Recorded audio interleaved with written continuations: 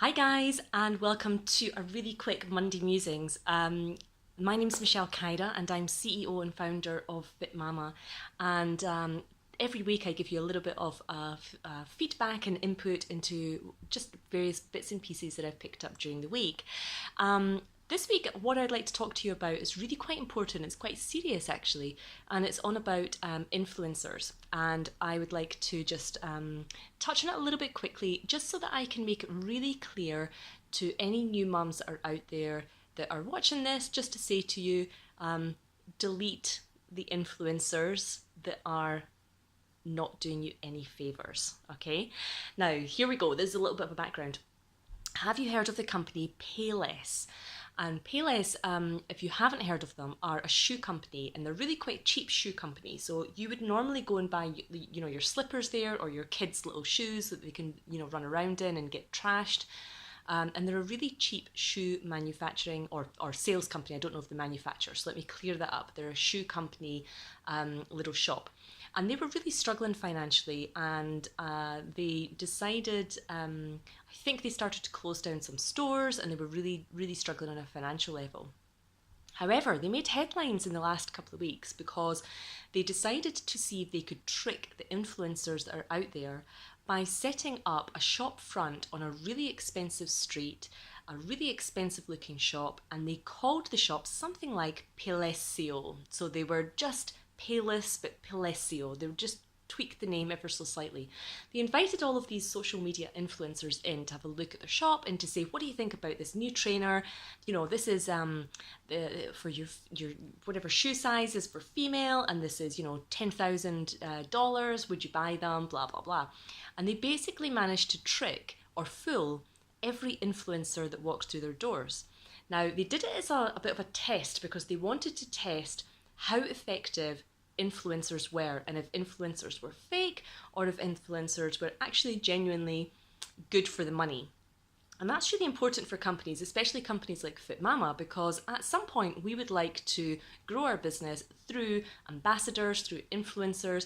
And the best way to do that is to tie in with somebody that you respect. For me, it would be a female, obviously, that I respect, that can then use the product. So go through a Fit Mama program, join the Fit Mama club, work out with the Fit Mama workouts that we do, follow the plans, and then be able to say to her followers, hey, listen, I've been doing Fit Mama for the last 6, 12, 18 weeks. Absolutely love it. This is the benefits that I've felt, etc., etc. Especially if that influencer is somebody that, first of all, somebody I respect, but also somebody who's a mum and somebody who has a great amount of influence. So she has a lot of followers following her, and she is able to positively influence them into a healthier way of life. That sounds perfect. However, it's getting a little bit too OTT, a bit too much these days when we see all of these influencers that every other post that they make, especially on social media like Instagram, every post they make, you'll see the hashtag ad. And that just means that somebody has paid them in order to promote that product. And there's a couple of people that I follow, and literally every second post is an ad. And Payless, the test that they did was that they were trying to see, are you a genuine influencer or are you not? And in their mind, a genuine influencer should be able to see, this is a cheaply made shoe. It has cheap materials, it doesn't look like it would last very long, definitely not worth $3,000 a pair. They were looking for that, and instead they got influencers happily spending that money and going out to then get more freebies and promote that product in order to get the freebies from this Pelesio company. So they caught them out. So the influencers were caught out red-handed as pretty much fake. Now you'll see on LinkedIn quite a lot, if you're on LinkedIn, you'll see quite a lot of posts from other businesses saying, what's the return on investment? What's the ROI on influencers, micro-influencers? What would happen in a downturn of an economy? Would influencers survive? And so on. You'll also get a lot of questions on Quora regarding, I see so-and-so lost so much weight, I'd like to do the same, how do I do that? So I answer quite a lot of questions on there as a personal trainer to help people who are looking to lose weight and they see all of these influencers. So influencers are really quite a breed to be very careful on. And it's really difficult when you're in a position, especially as a new mom, where you've maybe gained body weight that you're not used to having through pregnancy, and you're struggling to lose that. Your hormones are a little bit all over the place. You've got lack of sleep. You're trying to juggle the demands of a new baby with your own new life. It's really quite tough. It's a very psychologically tough stage in life, not just physically. And I see quite a lot of new moms, especially on Quora, putting questions: how do I lose this baby weight? How do I do it? What do I do?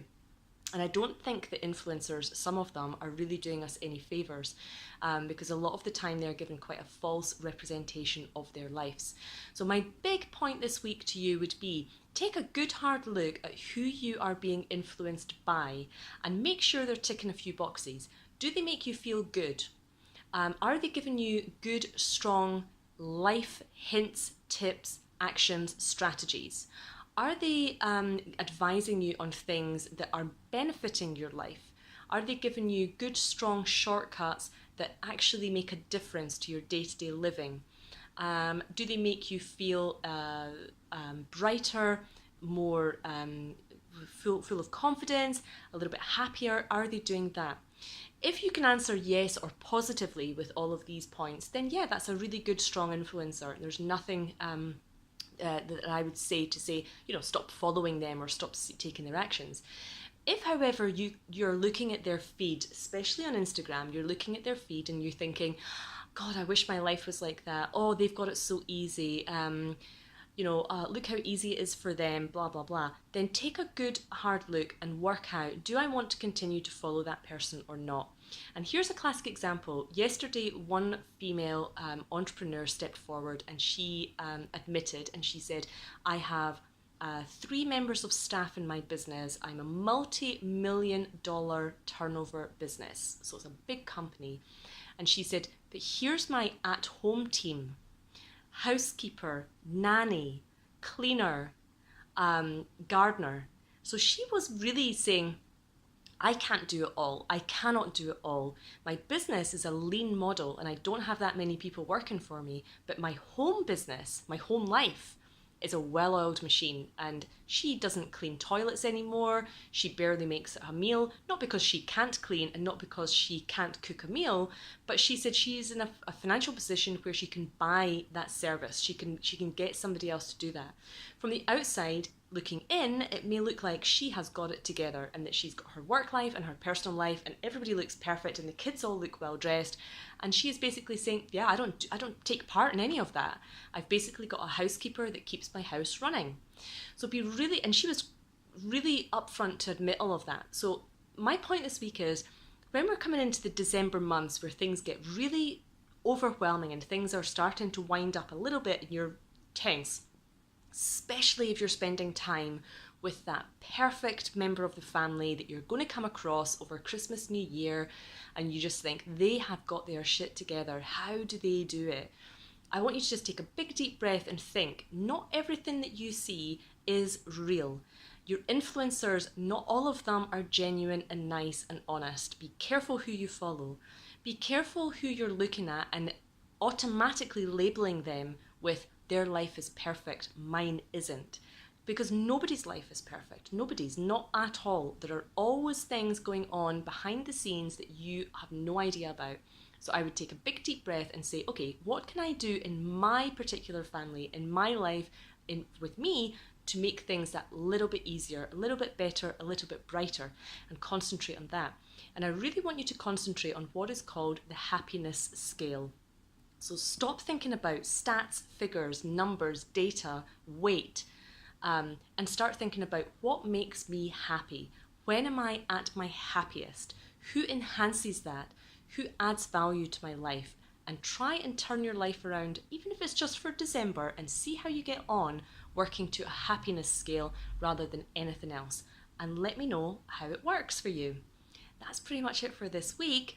I hope you've had a really good weekend, and I hope this week is kind. Good luck!